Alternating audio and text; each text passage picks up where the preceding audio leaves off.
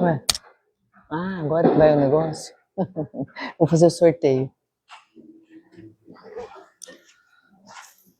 Ai, que linda, boa noite. Vamos? Obrigada. Cadê a Cida?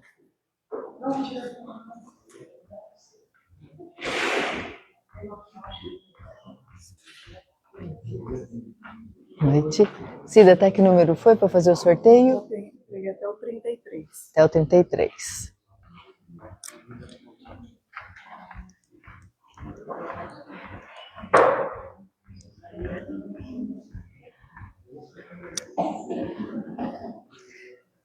Então, boa noite. Boa noite a todos, tá melhor, né? Nós vamos fazer sorteio antes de começar a palestra, então fiquem com o papelzinho na mão. Antes leiam, né? Porque a mensagem sobre o filho pródigo aí na mensagem da noite está maravilhosa. Então, o primeiro, um Evangelho segundo o Espiritismo, número 10.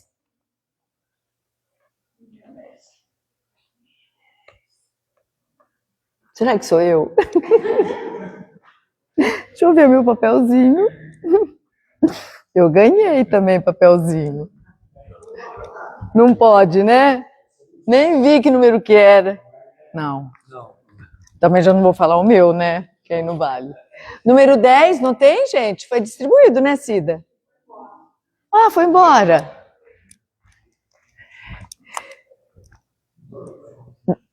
9. É que eu abri aqui, tá? 9. Também foi embora? É você, Olga? Você é o 10? Ah, então tá. Você comeu bola. Hã? Parabéns, ó, um evangelho, viu? Número 2.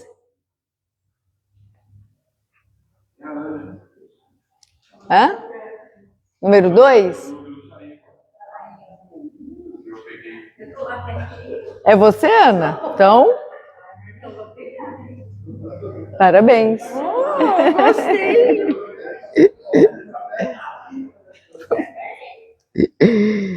É... 31. Aê! Um livro do Richard Simonetti que eu admiro muito, um grande espírita de Bauru. Maravilhoso, parabéns, viu? Aproveite.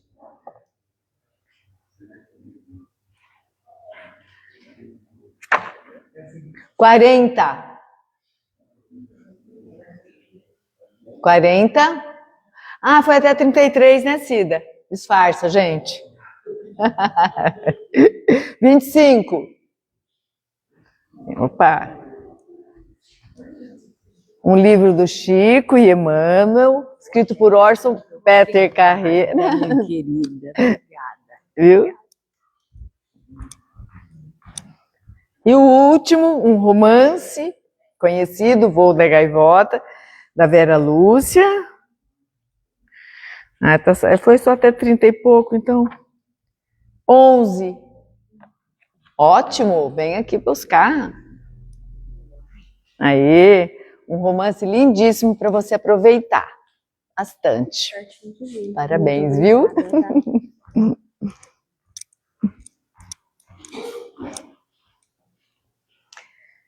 Muito bem, vamos então elevar nossos pensamentos até Jesus. Esse que é o nosso mestre querido, que deixou as suas mensagens de forma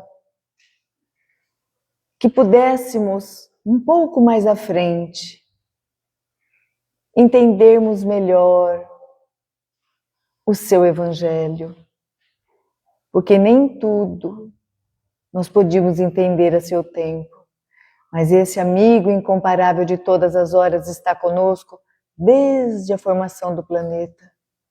Que possa estar novamente aqui esta noite, juntamente com os bons amigos espirituais que velam por esse trabalho, por cada um de nós que aqui estamos, e que derrame as suas bênçãos sobre nós mais uma vez, despertando os ouvidos de nossas almas, para que possamos apreender aqui tudo aquilo que viemos buscar, que assim seja.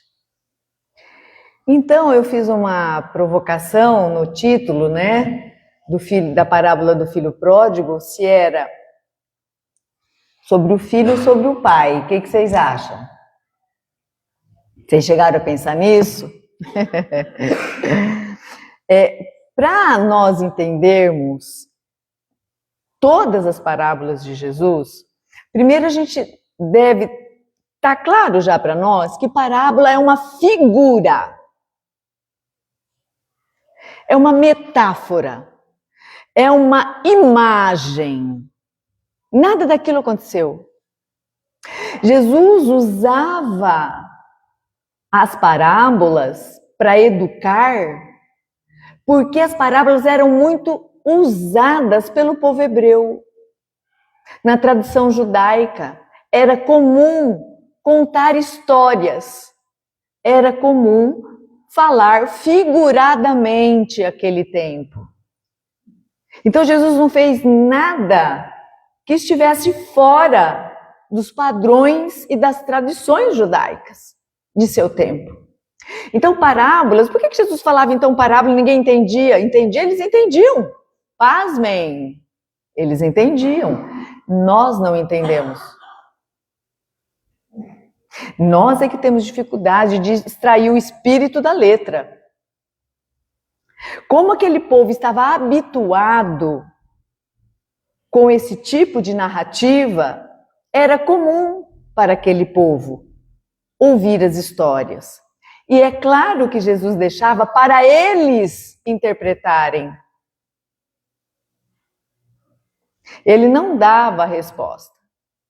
Então, parábola é uma figura, é uma imagem que nós devemos extrair, então, aqui o espírito da letra, quer dizer, tirar o que Jesus tentou nos dizer ao explicar uma das principais parábolas do Evangelho, a do filho pródigo.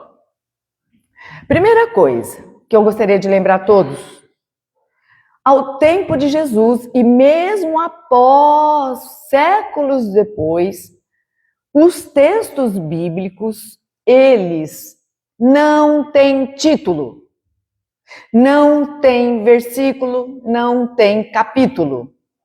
Era tudo escrito num bloco só. Mal tinha vogal, mal tinha pontuação. Capítulos, versículos e títulos foram dados por homens não religiosos, apesar de que título foi dado por um cardeal, na Idade Média, século XIII, século XIV. Então, até lá, era tudo um bloco escrito só. Então, quem deu o título nessa narrativa de Lucas de filho pródigo? Alguém achou que era a parábola do filho pródigo e colocou o título lá, parábola do filho pródigo. Entendem? Nós começamos a entender isso. Alguém deu esse título. Por isso que eu provoquei, falei, é do pai a parábola? É sobre o irmão mais velho ou é sobre o irmão mais novo? O que Jesus queria nos ensinar com essa figura metafórica do filho pródigo? Alguém deu o título de filho pródigo. Eu já falaria que era do pai pródigo. Pródigo significa alguém que tem algo em excesso, ou alguém que gastou em excesso, alguém que ama em excesso, né? Um pai pródigo é um pai que ama muito. O filho pródigo é aquele que pegou o dinheiro e gastou tudo. Então, prodigalidade é algo que a gente tem ou faz em excesso. Tá? Para a gente começar a entender o nome. Beleza? Eu sei que vocês sabiam disso, só para lembrar. Tá? Outra coisa que é importante... Ai, já saiu tudinho aqui. Alguns tópicos que são importantes para a gente entender uma parábola. Primeiro, entender a tradição judaica ao tempo de Jesus. Não dá para a gente já começar falando a narrativa de Lucas no capítulo 15. Não dá.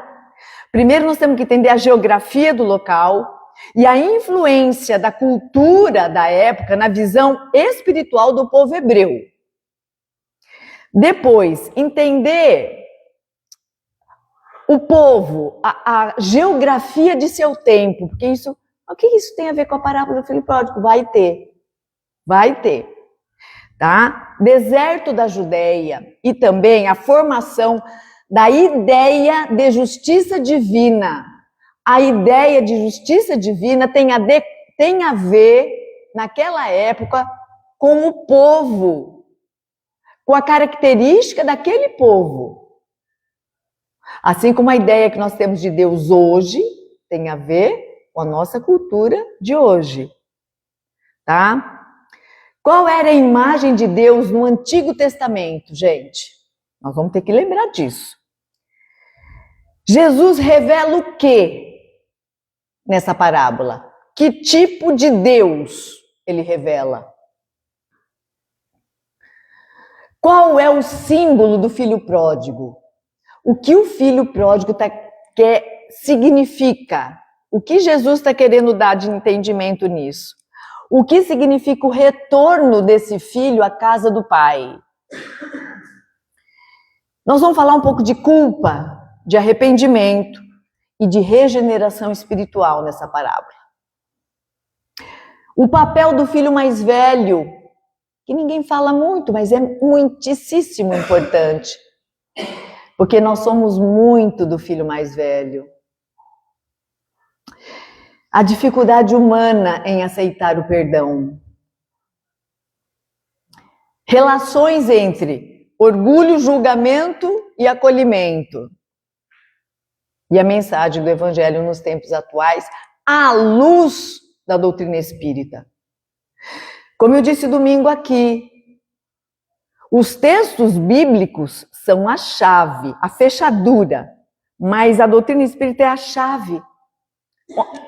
Isso é sensacional. A doutrina espírita ela é a chave que entra na fechadura e vira. Então tudo começa a ficar muito claro à luz da doutrina espírita. Nós vamos começar lembrando de Lucas, no seu capítulo 15. Né? Só Lucas anotou e narrou esta passagem, tá? E vamos lembrar antes a tradição hebraica no contexto histórico da Judéia. Senão nós não vamos entender por que esse pai fez isso, porque o filho fez aquilo. Não tem como a gente entender a parábola se a gente não entender o contexto da época. Tenho que voltar lá com vocês, tá? Então vamos lá. Dizem que a geografia de um lugar molda o povo que lá está. Não foi diferente no tempo de Jesus. Tá? Aquele deserto árido da Judéia, seco, rústico. Lembra o quê? Talvez o nosso agreste nordestino, ou lembre talvez o cerrado árido de Goiás, só para levar vocês para imaginar. Nós temos que ir para lá agora, tá? Vamos voltar 3.000 anos, 2.000 e poucos anos atrás, e lembrar o deserto da Judéia. O povo hebreu naquele deserto, naquela terra íngreme, dura, difícil, tá? Esse cenário geográfico moldou uma alma trabalhadora rústica, de um povo que precisava fazer um imenso esforço para plantar, para colher, para encontrar água potável. Mas tinha o Lago de Genezaré lá? Não, água potável. Tá? E depois cuidar dos seus pequeninos rebanhos. Pequeninos por quê? Vocês acham que lá tinha 1.000 ovelhas cada agricultor? 2.000? Era 20, era 30, era 5 e estava no lucro. Vamos remontar aquele tempo, tá? Era um povo que dava duro para cuidar então desses pequenos rebanhos, né? E também um povo que abençoava as águas do Rio Jordão, tá? Como que era formado o Rio Jordão, gente? Pelo degelo das colinas de Golã. Estão lembrando a geografia? Tem a colina de Golã aqui, Lago de Genezaré está aqui, depois o Rio Jordão. Aqui o degelo, na época fria, o degelo das águas das colinas de Golã, o degelo é que formava então as águas daqueles rios. Então eles tinham essa admiração por esse fenômeno. Nós estamos falando de um povo simples, de um povo rústico, de sol na cara, de arado na mão. E eles então abençoavam aquela umidade que descia do degelo das colinas de Golã, porque era naquele solo úmido, quando degelava, que eles conseguiam plantar alguma coisa. Então eles eram agricultores muito rústicos, muito simples. Não tinha irrigação, nada dessas coisas aradas que tem hoje, né? Nós estamos falando de uma zona muito árida, muito árida. O que esperar desse povo? O que esperar dessas pessoas?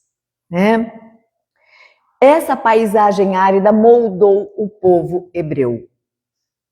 Moldou de que forma? Moldou porque deu às pessoas daquela época lentes diferentes para observar Deus. Vamos lembrar que foi o único povo monoteísta da história. Eles tinham uma lente diferente para observar Deus.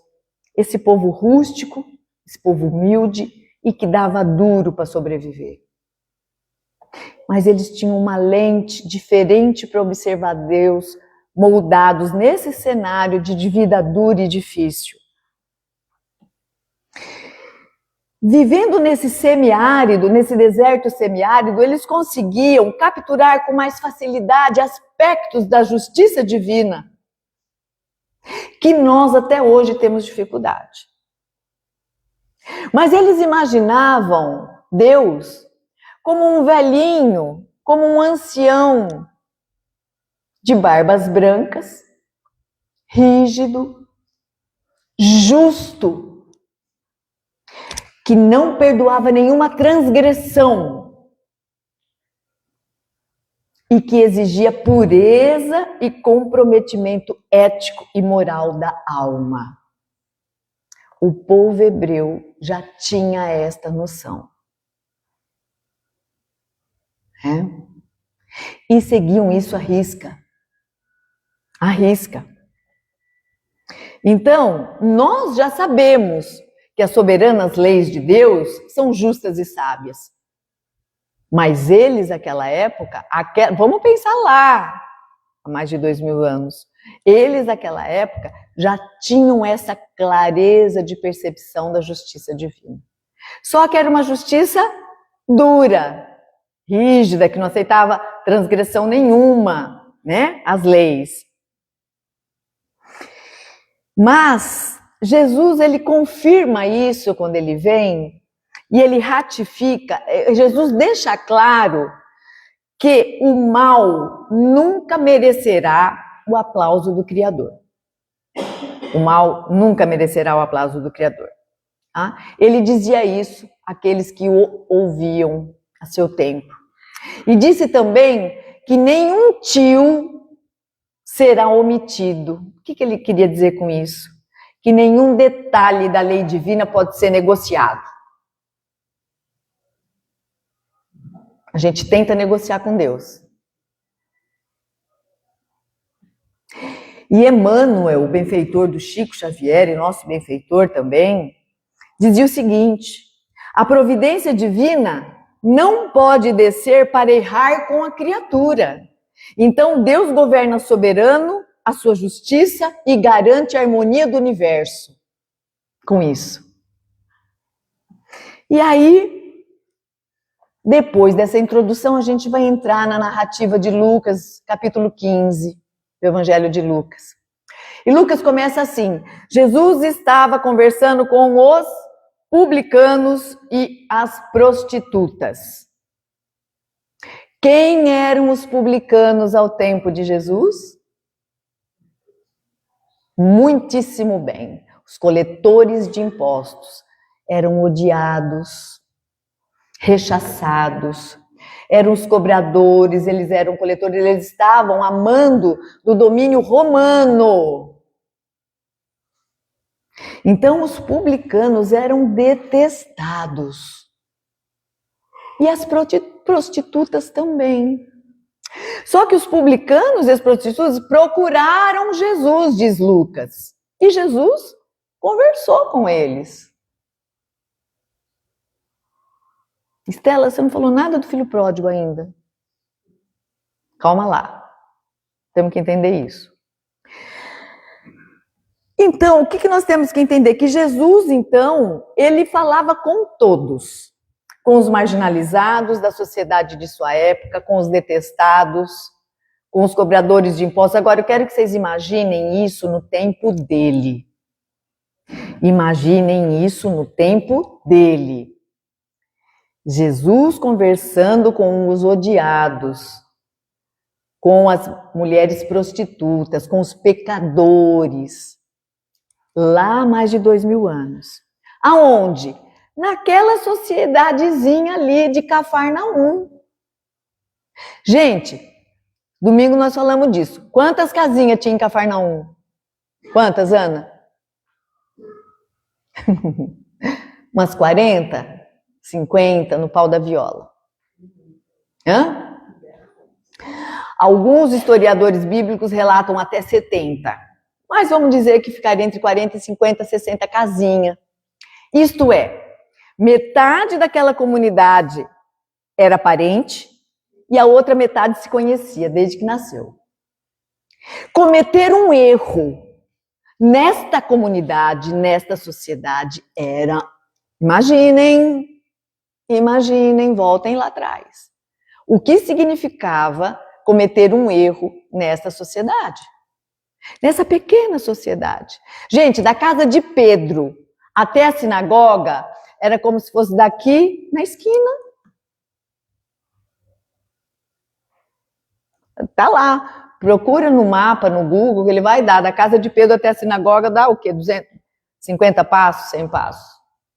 Então, tudo era perto. Eles viviam ali, aquela comunidade de pescadores, agricultores, pastores. Era esse povo simples da época de Jesus. Né? E o que é importante a gente saber antes da parábola? As tradições judaicas. Gente, primeiro, os mais velhos eram considerados anciãos. Ancião não corre e é proibido. Ele anda devagar. Por vários motivos. Primeiro, que ele tem muitas túnicas e ele pode tropeçar e cair. Segundo, porque a tradição diz que o ancião que respeita as leis caminha lentamente. Pais de família, sacerdotes, qualquer ancião que já era acima de 50 anos já era considerado, tinha essa tradição. Segundo, os fariseus tinham normas, rituais e regras para tudo. Como vestir, o que falar, o que acender, quando fazer, como fazer. Então eu vou trazer algumas aqui para vocês. É proibido o pai beijar o filho.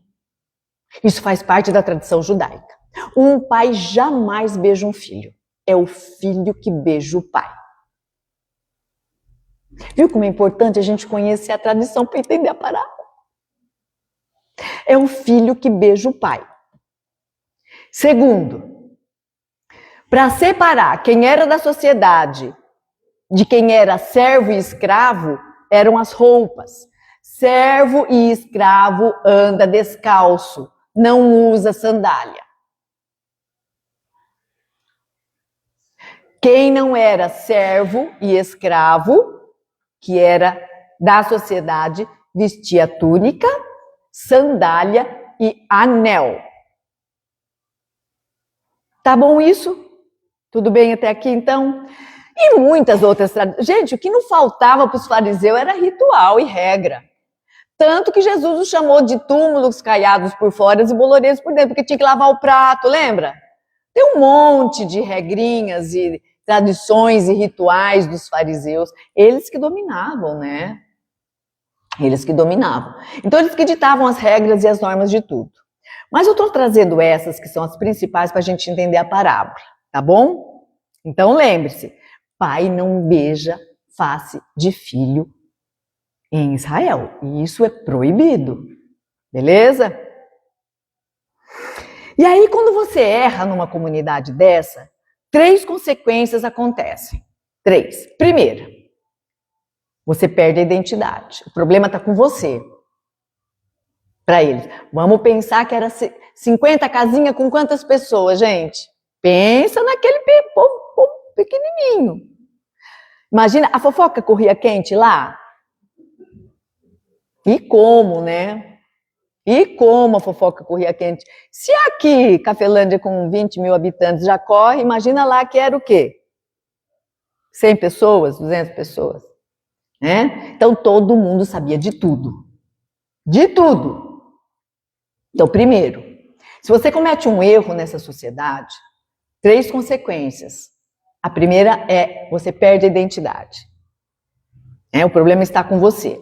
Então, imaginem ser uma prostituta naquela época. Vocês acham que ela entrava na sinagoga, no templo, para orar? Vocês acham que os publicanos que eram odiados entravam? Então, vamos começar a imaginar como é que a coisa era, né?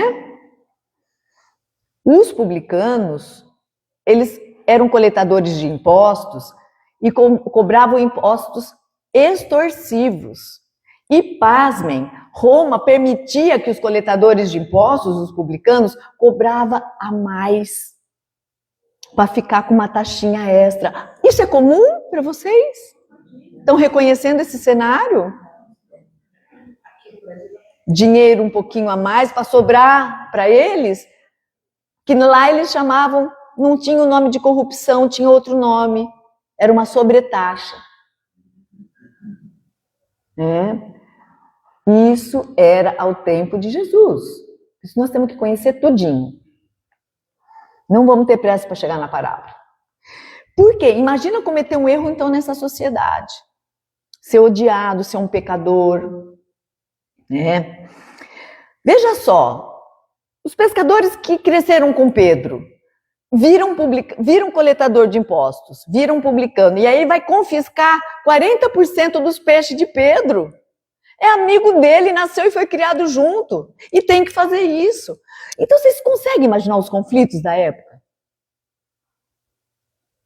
Tem essa passagem do confisco dos 40% dos peixes de Pedro. Né? Pedro ficou devendo.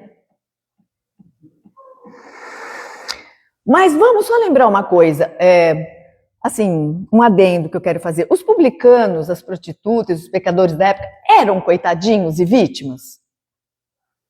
Eram? Hein? Não eram coitadinhos. Porque eu quero lembrar aqui que toda escolha tem uma consequência. Para a gente entender a parábola. Toda escolha tem uma consequência.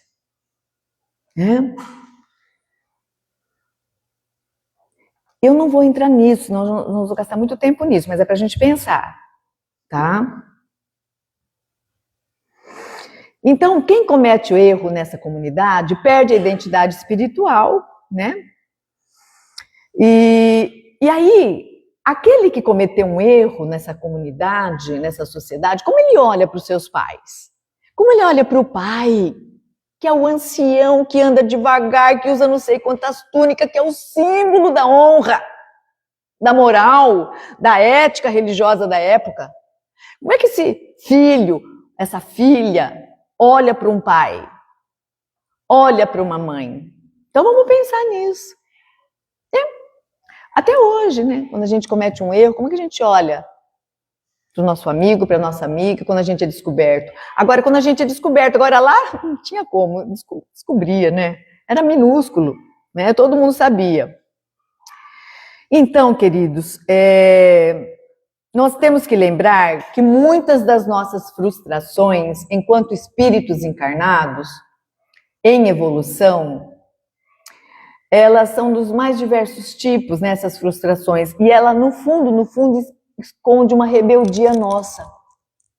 É aí que tá, que eu quero que vocês pensem. Esconde uma rebeldia, né?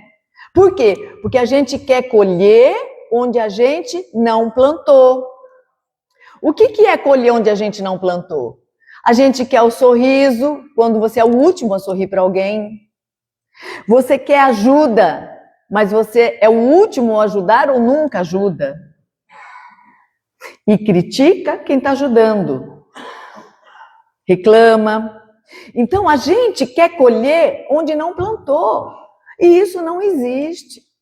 Nós já aprendemos com Jesus que a sementeira é livre e a colheita é obrigatória.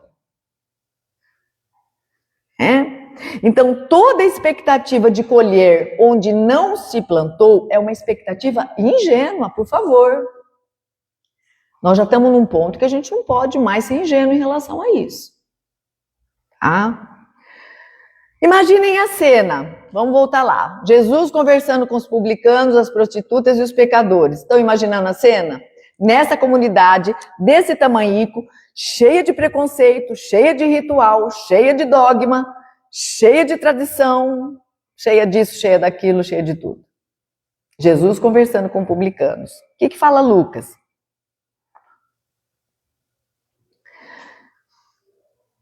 Se fosse hoje, o que nós acharíamos de Jesus?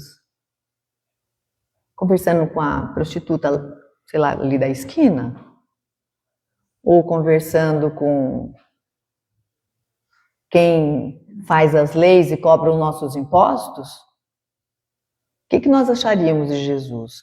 Só para a gente pensar o que o povo lá na época achou dele. Mas diz Lucas que não foi Jesus que foi até os publicanos e os pecadores, foram eles que foram até Jesus. Foram eles. Eles foram até Jesus e Jesus os acolheu. E Jesus os acolheu, diz Lucas. Eles não estavam se aproximando de Jesus para errar com eles. Eles estavam se aproximando de Jesus para ouvi-lo. E foram amorosamente acolhidos por Jesus. Por quê? Porque Jesus é o médico das almas. Ele cura tudo. Ele cura as nossas doenças físicas, as nossas doenças da alma. Remédios amargos ele aplica a nós de vez em quando. Né?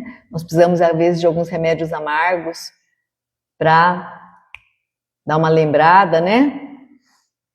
Injeções meio doloridas, não é? E a parábola, então, recebeu o título de parábola de filho pródigo. Alguém deu esse nome. Lá na Idade Média, ela não tinha esse nome. A narrativa de Lucas, ela é livre. Ela não tem título.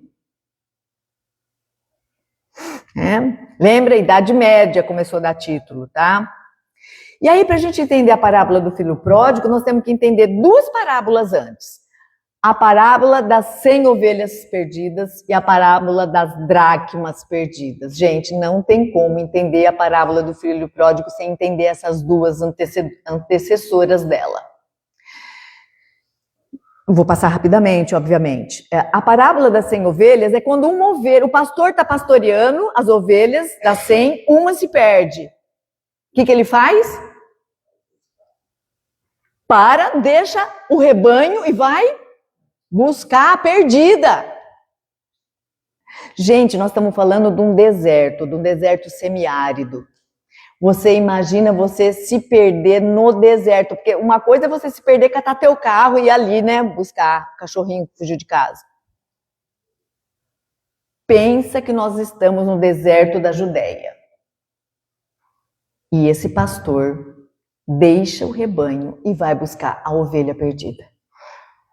Não pode ficar com 99. Ele vai buscar a ovelha perdida. Essa parábola tem uma conotação muito profunda, nós não vamos entrar nela, mas eu preciso lembrar dela a vocês para entender a parábola do filho pródigo. A parábola da dracma perdida, o que é dracma, gente? Moeda. É uma moeda de prata, muito bem.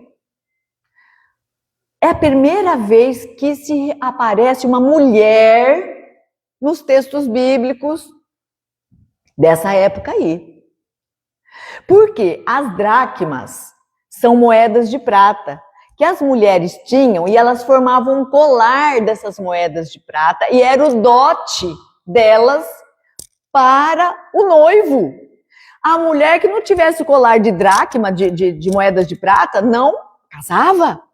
Então, para elas, as dracmas era pelo amor, gente. Mulher que não casa estava danada naquela época. Hoje também? Então, as parábolas da dracma perdida é o seguinte: se a mulher perder uma dracma e não fechar o colar ali, ó. Não sei por isso. Peraí, gente, senão a turma lá de casa não vai me ouvir. Bate a mão. Perdi a dracma, já era. Então era assim, a história da dracma é que uma dessas moedas na casa da mulher cai no chão. E ela fica, pensa no desespero da mulher. Ela tem que achar a moeda de qualquer jeito. Então ela chama a vizinha, a mulherada, as amigas, tudo, vamos achar, levanta a casa de ponta cabeça para achar a moeda perdida. E quando acha a moeda perdida, tem festa, elas festejam, dançam e cantam. Porque graças a Deus vai ter o dote. Percebe? Pode perder uma dracma, então? Pode perder um filho? Pode perder uma ovelha? Percebe onde eu quero chegar? Essas três parábolas do filho pródigo, da dracma e das 100 ovelhas, elas são interligadas entre si. Pode perder a dracma? Não. Ela nem casa. É importantíssimo. Então, revira-se a casa inteira para achar a tarda moeda. Beleza?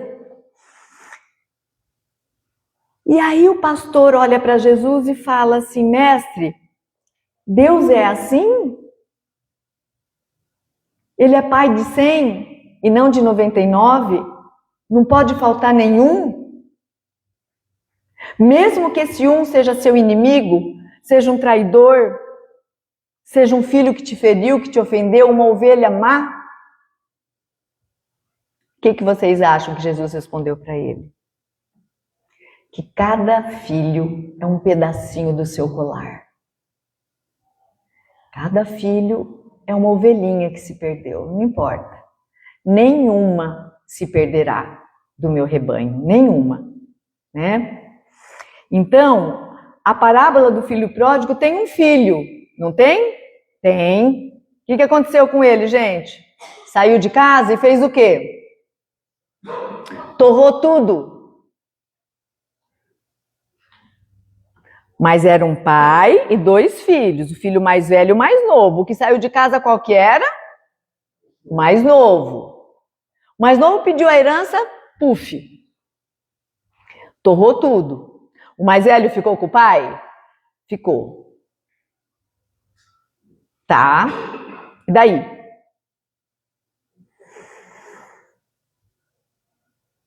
Esse filho, queridos, que foi embora e torrou tudo, que ele, quando torrou tudo, começou a ter que tipo de trabalho lá onde ele estava? Ele apacentava o quê? Porcos. Muito bem, cara. Você foi top, hein? Porcos. Que era uma desonra. Era o último do trabalho que podia existir, era mexer com porco, porque porco era uma coisa ruim, pecadora para a época. Então veja, ele estava lá fazendo isso, era desonroso demais mexer com porcos. Porque porcos era um negócio fora do cabo ali para a época. Perceberam o cenário? E esse filho então volta, né? E a parábola tem um pai. Um pai que esperou esse filho voltar. Esse pai representaria quem? Esse Deus. Muito bem, Serginho. Eu sabia que você ia acertar essa. Esse pai, poderíamos dizer que Jesus, quando ele estava ensinando isso. Esse pai representaria Deus, que não deixa nenhuma das suas ovelhas perdidas? Quando o filho aparece ao longo, hoje eu passei da hora, vocês vão me perdoar? Já estou chegando no fim, tá? Quando esse filho se aproxima, esse pai vai ao encontro dele de que jeito? Correndo. Podia correr. Jamais. Ancião corria. Falei no começo da palestra, falei todas as regras para vocês usar ela agora na interpretação. Não. Isso era uma desonra às tradições judaicas. Esse pai então sai com túnica, com tudo e vai correr ao encontro do filho. E faz o quê? Beija repetidamente o rosto de seu filho. Podia fazer isso naquela época? Não. Já falei no começo, por isso que agora nós vamos entender. Quantas infrações esse pai já cometeu? Até agora 2. Correu e beijou. Isso era proibido, gente, naquele tempo. Pai não beija filho na tradição judaica, até hoje. É o filho que beija pai. Beija a mão, é outro contexto. Esse pai vai, pega esse filho e beija o seu filho repetidamente. O que mais que esse pai faz? Manda pegar tudo e cair, né? Muito bem. Além de tudo, ele faz. Veste o filho com a túnica de festa. Não era qualquer uma, porque tinha a túnica da festa, tá, gente? A túnica da festa. E coloca o que no pé dele? Sandálias. Que tudo de bom. Olha isso. Estão entendendo agora por que eu falei lá no começo tudo aquilo? Agora nós vamos usar para interpretar. Coloca as sandálias. E por fim, o anel. O anel na tradição judaica, ele traz a identificação da pessoa. Então, lembra que eu falei das 3 consequências? A primeira, perde a identidade. Errar naquela comunidade era perder a identidade. O que o pai está fazendo? Trazendo a identidade para o filho de novo. Olha isso. Vestiu, colocou sandália, colocou o anel, trouxe a identidade. E o que ele fez mais? Mandou matar um bezerro. E fez uma festa. Um adendo aqui, queridos. Não tinha geladeira na época, tá? Não dava para guardar os pedaços. Se matava, tinha que comer tudo. Então ele convidou todo mundo. Todo mundo para a festa da volta do filho. Ele convida todo mundo. E festejaram e cantaram. E pede para o irmão mais velho perdoar. Aí que entra o papel do irmão ali, que eu falei no começo, lembra? Questão do perdão e da justiça divina, nós vamos trabalhar nessa parábola. Mas o irmão que ficou sempre foi perverso, egoísta, autossuficiente. Ficou, mas cuidou de si. E daí o processo de perdão do irmão mais velho com o irmão mais novo também tem uma outra interpretação, que aí entra a questão do perdão. Porque Jesus está dando um ensinamento com essa parábola, gente. Muitos ensinamentos, olha quantos, né? E diz, eu estou reintegrando seu irmão à família. Olha isso, que lindo, tá? No dia da festa. Né? O que Jesus estava querendo dizer com tudo isso? O que ele estava querendo que a gente aprendesse? As 3 consequências. A pessoal, porque perdeu a identidade. A familiar, integra na família. E quando ele dá a festa, integra na comunidade. Então, integra na família, integra na comunidade e a própria integração daquela pessoa que repara e se realinha com a justiça divina. Então, quando a gente volta para Deus, a gente se realinha com esse Pai que está em festa, nos esperando, que vai matar um bezerro, que vai dar uma festa no céu, quando uma das suas ovelhas se perde e volta, né? Então, quem é você? Quem é você? É o irmão mais velho? É o pai? Ou é o irmão mais novo? Quem somos nós? Eu poderia dizer que ao longo das nossas encarnações nós já fomos de tudo. Já fomos irmão mais velho, já fomos irmão mais novo. E hoje? Estamos sendo o quê dessa parábola? O quê? Né? Tinha tanta coisa bacana para trazer para vocês, queridos, mas vou pular tudo. Tá? Então, resgate com a comunidade, tá? Recupere a identidade.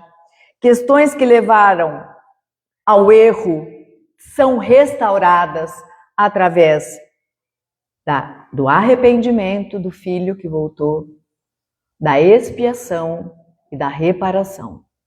É nessa ordem. E arrependimento do erro, expiação e reparação. É nesta ordem, tá? Tá na Torá. Tá na Torá nessa ordem. Tá na Torá nessa ordem, no livro de Gênesis. Exatamente nessa ordem, tá? Não é o Espiritismo que falou isso. E aí, quem somos nós, né? Eu trouxe um exemplo aqui, a gente só lembra do soldado que espetou a lança no peito de Jesus, né? Mas quem ele foi depois? Quem foi a reencarnação do soldado que enfiou a lança no Jesus crucificado? Dom Pedro?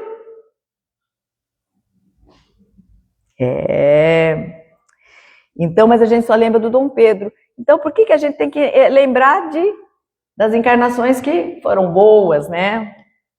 Então, queridos, para encerrar, ao longo de tantas encarnações, nós já fomos várias vezes filhos pródigos, se não o somos até hoje, né?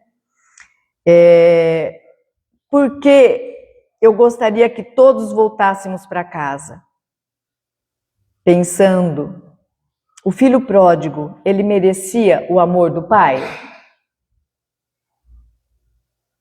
Amor é merecimento ou amor é amor?